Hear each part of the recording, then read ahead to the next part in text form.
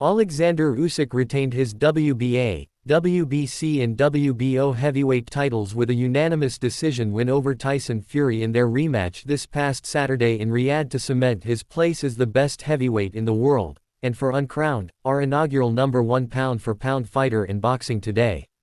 Usyk is just one of 3 male fighters to become a 2-division undisputed champion in the 4-belt era, alongside Terence Crawford and Naoya Inoue.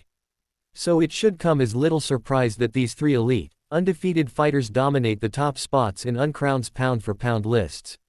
In November, in another major rematch on the women's side of the sport, Katie Taylor went up 2-0 in her rivalry with Amanda Serrano. Although she won a unanimous decision on the scorecards, with all 3 judges awarding her the fight by a single point, the verdict was controversial.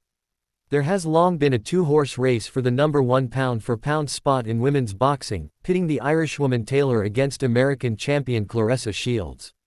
While Shields has been more dominant in her wins, Taylor owns the superior resume.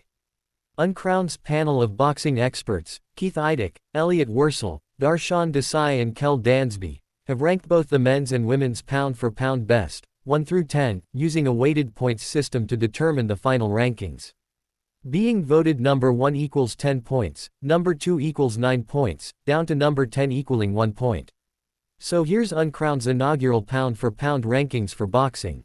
After scoring 7 wins over 5 big-name British heavyweights, Usyk has implausibly become a fan favorite across the pond in the UK.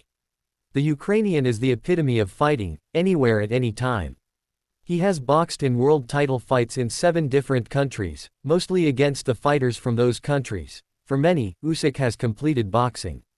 After capturing undisputed titles at cruiserweight and heavyweight and taking out every major challenge along the way, there is little left to do in the sport for Usyk.